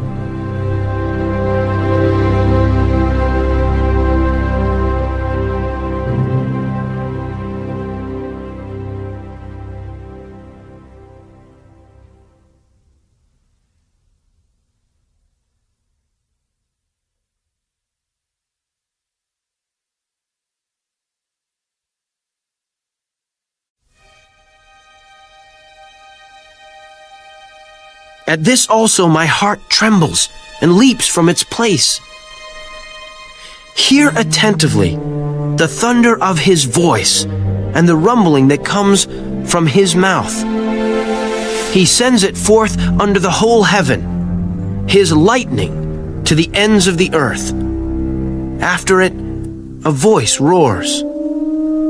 He thunders with his majestic voice, and he does not restrain them when his voice is heard. God thunders marvelously with his voice. He does great things which we cannot comprehend. For he says to the snow, "Fall on the earth." Likewise, to the gentle rain and the heavy rain of his strength, he seals the hand of every man, that all men may know his work. The beasts go into dens and remain in their lairs. From the chamber of the south comes the whirlwind, and cold from the scattering winds of the north. By the breath of God, ice is given, and the broad waters are frozen. Also with moisture, he saturates the thick clouds. He scatters his bright clouds, and they swirl about, being turned by his guidance, that they may do whatever he commands them on the face of the whole earth. He causes it to come, whether for correction, or for his land, or for mercy. Listen to this, O Job. Stand still and consider the wondrous works of God. Do you know when God dispatches them and causes the light of his cloud to shine? Do you know how the clouds are balanced? Those wondrous works of him who is perfect in knowledge. Why are your garments hot when he quiets the earth by the south wind? With him have you spread out the skies, strong as a cast metal mirror? Teach us what we should say to him, for we can prepare nothing because of the darkness. Should he be told that I wish to speak? If a man were to speak, surely he would be swallowed up. Even now, men cannot look at the light when it is bright in the skies, when the wind has passed and cleared them. He comes from the north as golden splendor. With God is awesome majesty. As for the Almighty, we cannot find him. He is excellent in power, in judgment, and abundant justice. He does not oppress. Therefore, men fear him. He shows no partiality to any who are wise of heart.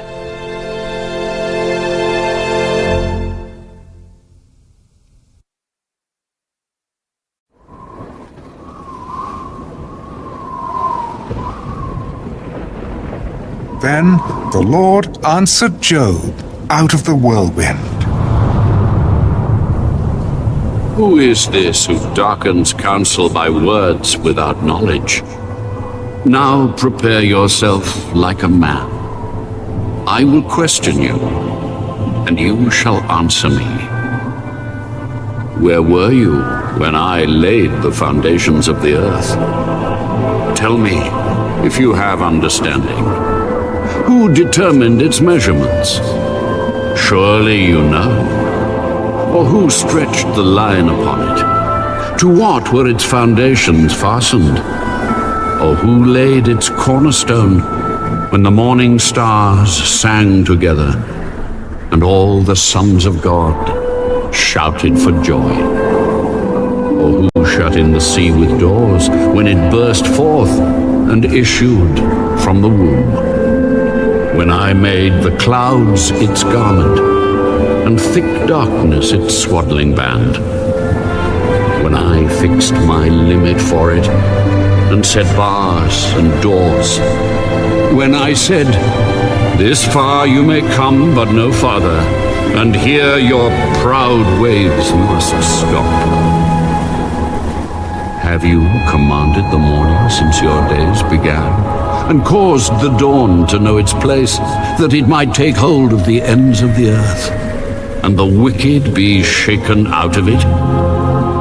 It takes on form like clay under a seal, and stands out like a garment. From the wicked their light is withheld, and the upraised arm is broken.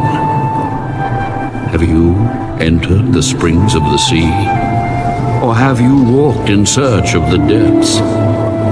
Have the gates of death been revealed to you, or have you seen the doors of the shadow of death? Have you comprehended the breadth of the earth? Tell me, if you know all this, where is the way to the dwelling of light? And darkness, where is its place? That you may take it to its territory, that you may know the paths to its home. Do you know it because you were born then, or because the number of your days is great? Have you entered the treasury of snow, or have you seen the treasury of hail, which I have reserved for the time of trouble, for the day of battle and war? By what way is light diffused, or the east wind scattered over the earth? Who has divided a channel for the overflowing water, or a path for the thunderbolt to cause it to rain on a land where there is no one, a wilderness in which there is no man, to satisfy the desolate waste, and cause to spring forth the growth of tender grass? Has the rain a father, or who has begotten the drops of dew? From whose womb comes the ice, and the frost of heaven? Who gives it birth? The waters harden like stone, and the surface of the deep is frozen. Can you bind the cluster of the Pleiades, or loose the belt of Orion? Can you bring out Mazzaroth in its season? Or can you guide the great bear with its cubs? Do you know the ordinances of the heavens? Can you set their dominion over the earth? Can you lift up your voice to the clouds, that an abundance of water may cover you? Can you send out lightnings, that they may go and say to you, "Here we are"? Who has put wisdom in the mind, or who has given understanding to the heart? Who can number the clouds by wisdom? Or who can pour out the bottles of heaven when the dust hardens in clumps and the clods cling together? Can you hunt the prey for the lion, or satisfy the appetite of the young lions when they crouch in their dens or lurk in their lairs to lie in wait? Who provides food for the raven when its young ones cry to God and wander about for lack of food?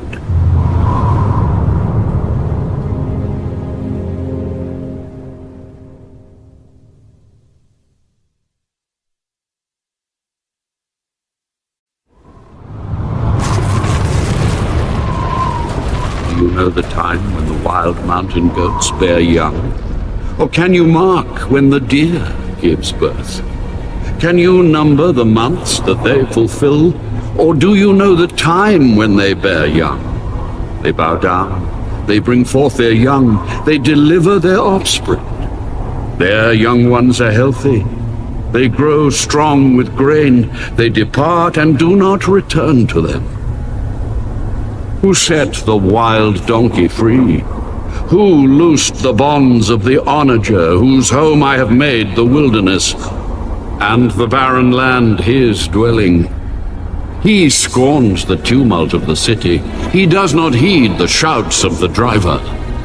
The range of the mountains is his pasture, and he searches after every green thing. Will the wild ox be willing to serve you? Will he bed by your manger? Can you bind the wild ox in the furrow with ropes? Or will he plow the valleys behind you? Will you trust him because his strength is great? Or will you leave your labor to him? Will you trust him to bring home your grain and gather it to your threshing floor? The wings of the ostrich wave proudly, but are her wings and pinions like the kindly stork's? For she leaves her eggs on the ground and warms them in the dust. She forgets that a foot may crush them, or that a wild beast may break them.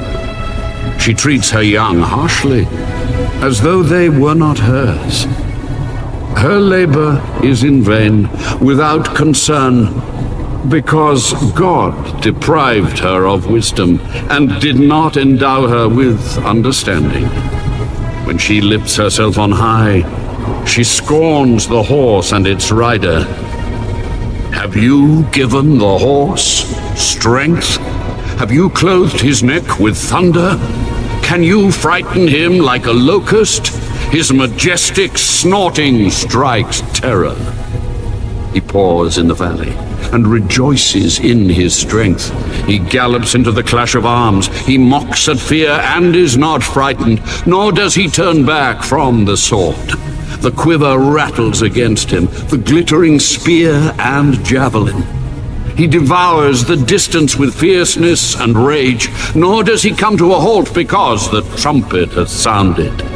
At the blast of the trumpet he says, "Aha!" He smells the battle from afar, the thunder of captains and shouting. Does the hawk fly by your wisdom and spread its wings toward the south? Does the eagle mount up at your command and make its nest on high? On the rock it dwells and resides, on the crag of the rock and the stronghold. From there it spies out the prey. Its eyes observe from afar. Its young ones suck up blood. And where the slain are, there it is.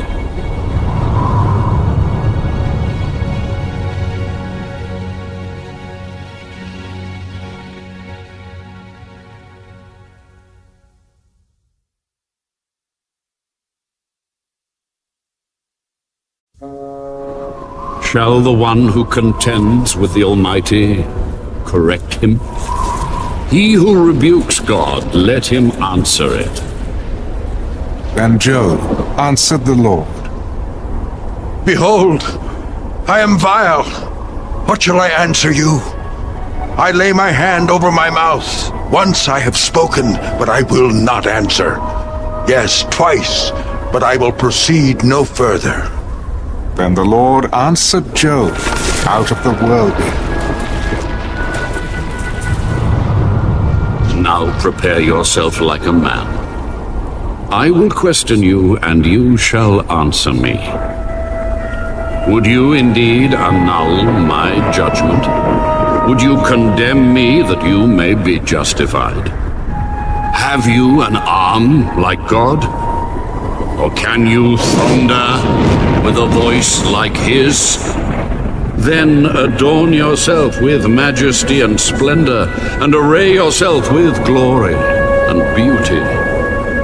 Disperse the rage of your wrath. Look on everyone who is proud, and humble him. Look on everyone who is proud, and bring him low. Tread down the wicked in their place. Hide them in the dust together. Bind their faces in hidden darkness. Then I will also confess to you that your own right hand can save you. Look now at the behemoth, which I made along with you.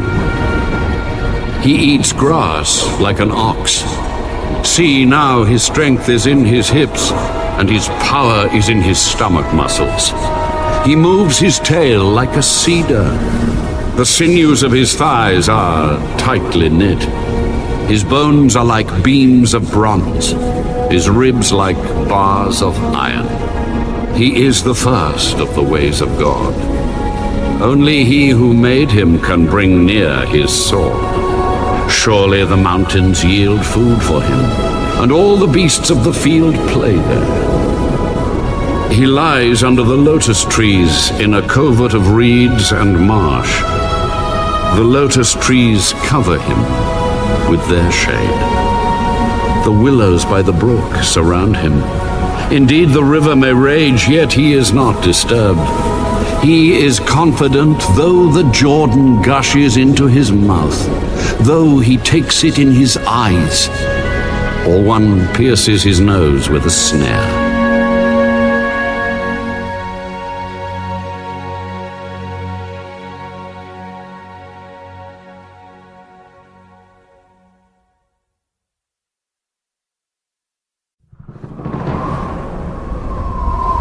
Can you draw out Leviathan with a hook, or snare his tongue with a line which you lower? Can you put a reed through his nose, or pierce his jaw with a hook? Will he make many supplications to you? Will he speak softly to you? Will he make a covenant with you? Will you take him as a servant forever? Will you play with him as with a bird? Or will you leash him for your maidens? Will your companions make a banquet of him? Will they apportion him among the merchants? Can you fill his skin with harpoons, or his head with fishing spears? Lay your hand on him. Remember the battle. Never do it again. Indeed, any hope of overcoming him is false. Shall one not be overwhelmed at the sight of him? No one is so fierce that he would dare stir him up. Who then is able to stand against me? Who has preceded me that I should pay him? Everything under heaven is mine. I will not conceal his limbs, his mighty power, or his graceful proportions. Who can remove his outer coat? Who can approach him with a double bridle? Who can open the doors of his face with his terrible teeth all around? His rows of scales are his pride, shut up tightly as with a seal. One is so near another that no air can come between them. They are joined one to another. They stick together and cannot be parted. His sneezings flash forth light, and his eyes are like the eyelids of the morning. Out of his mouth go burning lights. Sparks of fire shoot out. Smoke goes out of his nostrils as from a boiling pot, and burning rushes. His breath kindles coals, and a flame goes out of his mouth. Strength dwells in his neck, and sorrow dances before him. The folds of his flesh are joined together. They are firm on him and cannot be moved. His heart is as hard as stone, even as hard as the lower millstone. When he raises himself up, the mighty are afraid. Because of his crashings, they are beside themselves. Though the sword reaches him, it cannot avail, nor does spear, dart, or javelin. He regards iron as straw, and bronze as rotten wood. The arrow cannot make him flee. Sling stones become like stubble to him. Darts are regarded as straw. He laughs at the threat of javelins. His undersides are like sharp potsherds. He spreads pointed marks in the mire. He makes the deep boil like a pot. He makes the sea like a pot of ointment. He leaves a shining wake behind him. one would think the dean had white hair. On earth there is nothing like him which is made without fear. He beholds every high thing. He is king over all the children of pride.